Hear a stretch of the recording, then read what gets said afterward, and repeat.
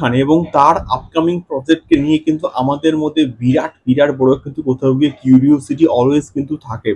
তো এখন যে বিষয়টা সেটা হচ্ছে গিয়ে প্রচন্ড কিন্তু ইন্টারেস্টিং এবং গতকাল ঠিক সন্ধ্যের পর থেকে এই খবরটা কিন্তু কোথাও গিয়ে বিভিন্ন জায়গায় ছড়াচ্ছে যে শাকিব খান তার আপকামিং প্রজেক্টে কিন্তু কাজ করার কথা ভেবে নিয়েছেন এবং সেটা কবে মুক্তি পাবে কি ব্যাপার এখনো অব্দি স্টিল জানা যায়নি, বাট স্টিল যে খবরটা উঠে আসছে সেটা প্রচন্ড কিন্তু ইন্টারেস্টিং।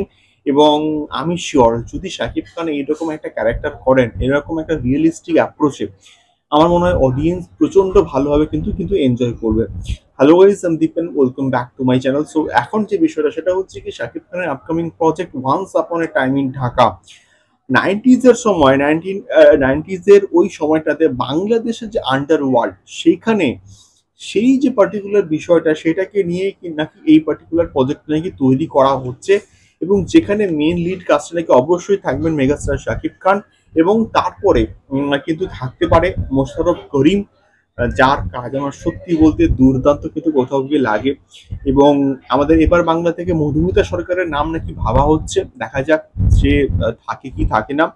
এবং তার সঙ্গে সঙ্গে একজন টিভি মানে ছোট পর্দার পরিচালক আবু হায়াত মেহমুদ, তিনি নাকি এই পার্টিকুলার প্রজেক্টটিকে ডিরেকশন দেবেন।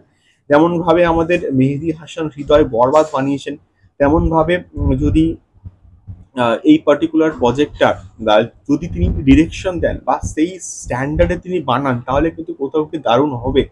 এবং শাকিব খান প্রতিনিয়ত তার যে নিজেকে চেঞ্জ করছে, পরিবর্তন করছে এবং তার স্কেলিং, তার প্রত্যেকটা ইমেজ, তার স্ট্যান্ডার্ড, কোয়ালিটি, সিনেমার মান সেগুলো কিন্তু আস্তে আস্তে বাড়ছে।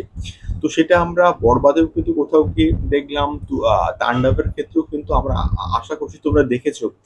তো দেখা যাক এই পার্টিকুলার প্রজেক্টটা কেমন হয়। বাট শুনতে কিন্তু বেশ ভালো লাগছে। বাংলাদেশের নাইনটিজ ওই সময় বাংলাদেশের যে আন্ডার ওয়ার্ল্ড তার চিত্রকে, তার গল্পকে কিন্তু কোথাও গিয়ে বড় পর্দায় পোর্ট্রে করবে মেগাস্টার শাকিব খান স্বয়ং নিজে। এবং যদি সেখানে মোশাররফ করিম স্যার থাকেন তাহলে তো অবভিয়াসলি খেলাটা বস জমে যাবে।